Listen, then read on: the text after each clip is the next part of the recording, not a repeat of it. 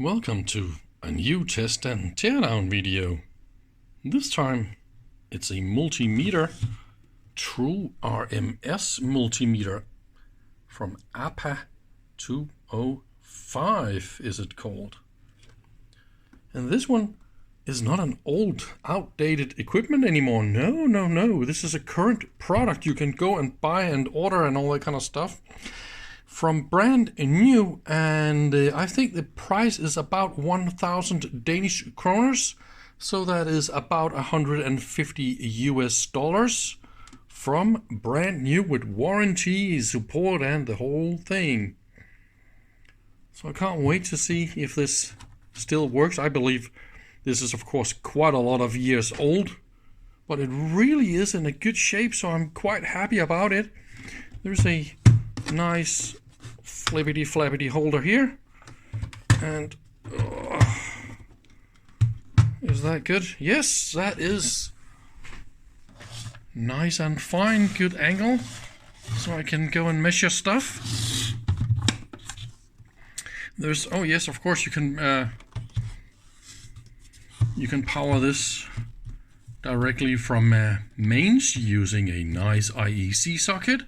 Select between US or Europe power and the mains on-off. But the fun thing is that this is maybe mains entry on-off, but there's also an on-off switch here on the front, even 2 times off.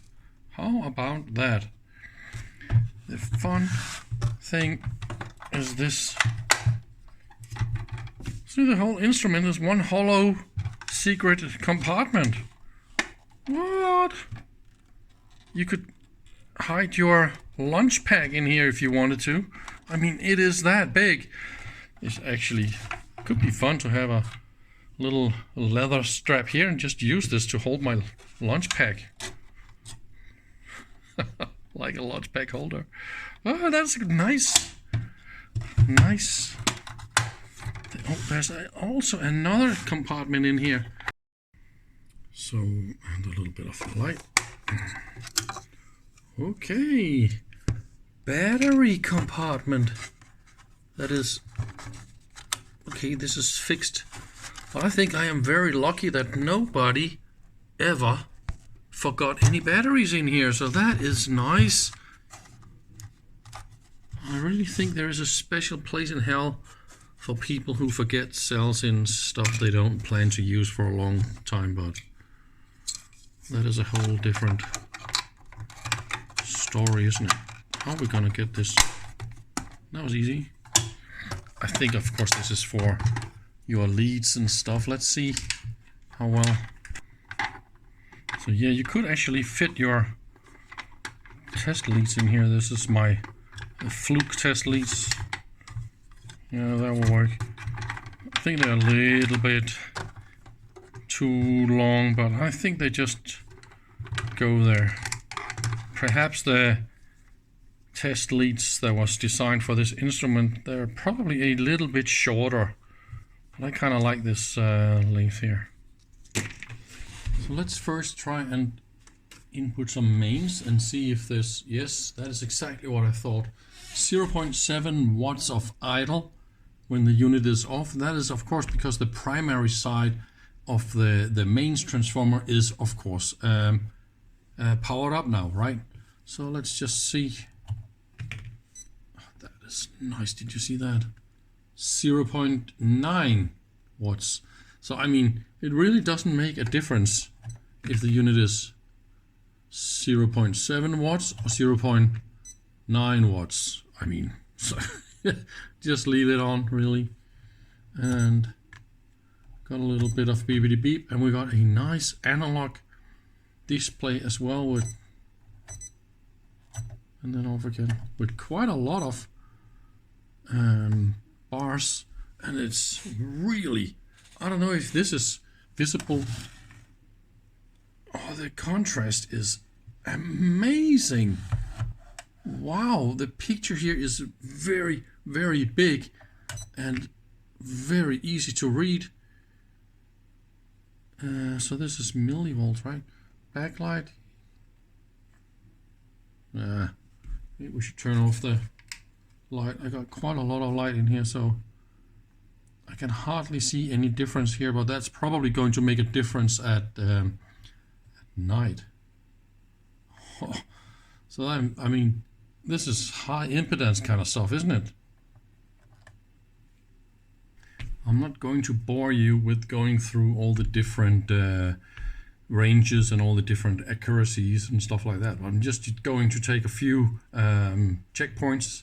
So this is of course a 12 volt input, and let's see.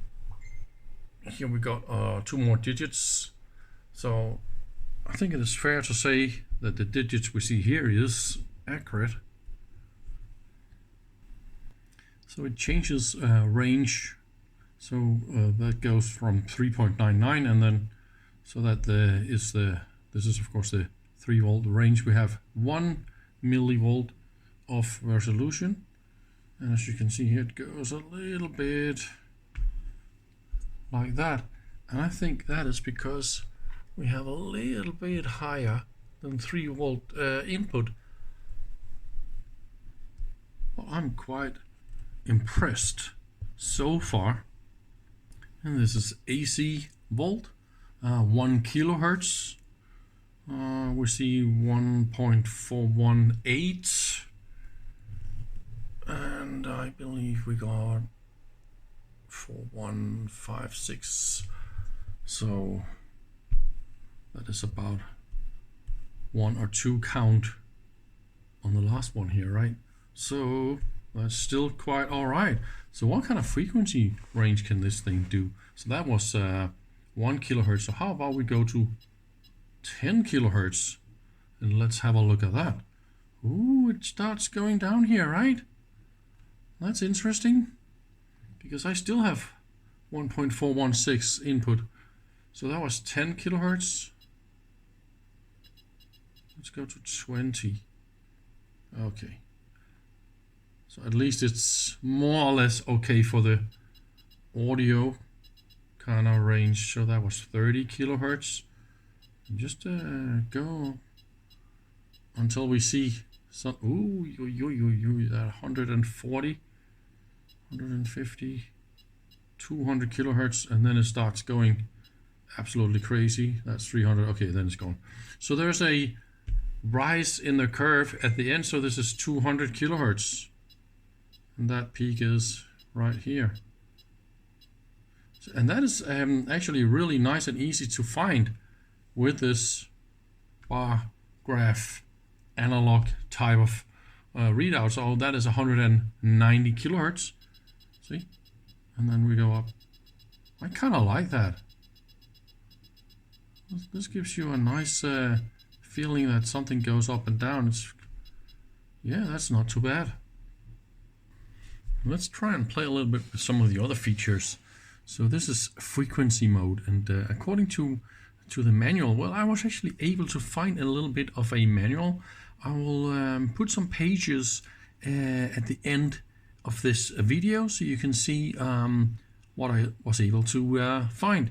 If somebody finds something better, more detailed, please post some links in the comments. I would love to know some more. And we change between some of the features with the blue button here. There's no name on that one, and it's not really explained in the 2-pager I was able to find. But in this mode, we go to frequency, and it is an auto range. I believe we can change the. Yes, we can. No, we cannot. So we are just in auto range. But there's a little K here for kilohertz, and the frequency range should go all the way to 1 megahertz. So this is 800 kilohertz, of course, and all that is nice and fine. It's a little bit jittery the way that it works here because of the very fast update. If you take a normal meter like this, you'll of course get a much more stable readout. And the fun thing is that if I crank up the frequency a little bit more, so this is 900, and that also goes to 900. So here's the fun thing. This one don't work at 900. Mine only work at 800 here. So we got some few limitations here where this old buddy here actually wins. it should also go all the way to 1 megahertz. Yes, exactly. You see, there's a little bit of problems with some decimals and some unstable behavior, but that is because I am now so close to its maximum. But if I go to 999, see, then all this unstable stuff is way away, or 998. So that's quite cool. That is a little bit unexpected. Look at that. The box is completely empty. There's just this tiny little transformer here at the back, and it's ice cold. And then inside the lid, I don't know, there's a tiny little board with a little regulator. The wires are like so short. Okay, I can unplug that one. Probably I need to. Okay, so we got the red one that way. Okay, good. Oh, man, why is this so annoying? And then the battery socket. Oh, now we got 3 more on the other side. How are you going to do that? That is a big question. Maybe you were able to get this out by some kind of a magic. I have no idea how that is done. And that is, okay, this is how it's done. So this is the power supply rear. Oh, go away. So here we go. That is definitely funny. So could you really get this out? It was all the way in here, right? I didn't see a way to snippety to that.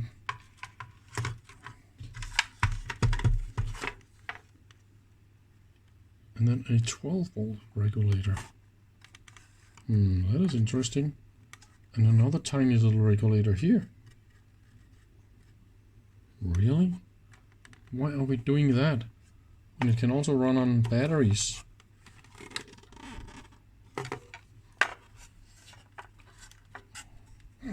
That is like some kind of funny, huh? So the entire instrument is just this little sexy piece here. That is it.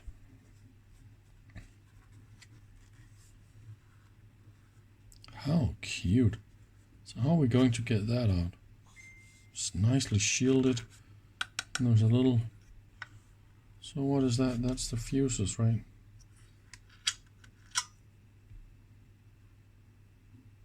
It says milliamp on that.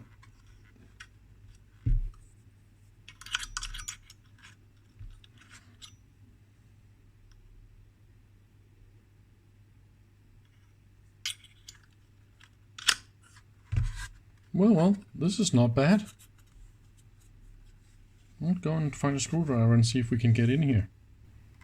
So that is not too bad at all. So we got those rubber kind of thingies here, right?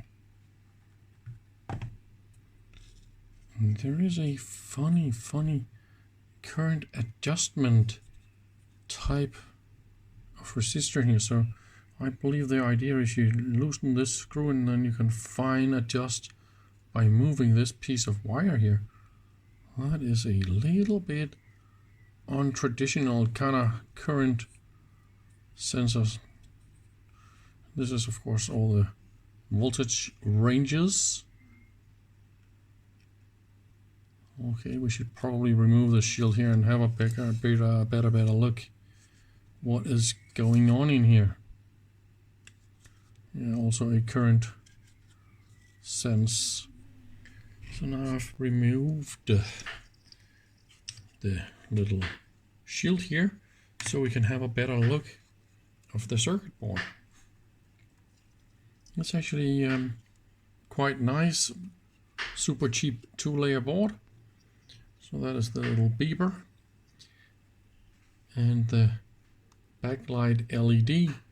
So that's probably a good idea in trying to disassemble this whole thing and replace the LEDs with some more modern types that's like more bright. Well, first I would like to see how this works at night before I do anything, but because it's not supposed to be real bright, really. I believe there is a silicon or like a big chip glued to the PCB in here, but I didn't really plan to disassemble this because we got those rubber contacts that goes from the backside of the glass down to the PCB. And my general advice is, if something works with this, just better not touch it, move it, poke it around with and stuff like that, because you could create some new problems. And the PCB is nice and straight, and there's no dirt in there, and so on. So better don't touch stuff that works around with liquid crystal glass, stuff like that. It's only 1 or 2 or 3 other ICs here, not a lot of special or interesting things. Oh yeah, by the way, I think I figured out why we got all those wires for the supply. And that is, of course, when it's running off a battery supply, you can't turn on the backlight. So that makes perfect sense to have a low and a high voltage input. But if you're running off battery, it's only the low voltage input, and that means no backlight. Of course, you don't want to empty the battery. That will probably use quite a lot of power. If you're going to do service on this on the backlight here, just turn it on like this, and I'm playing a little bit with the backlight. But so I'm measuring the voltage here, and I see 3.8 volts, but the positive is the black one and the negative is the red one.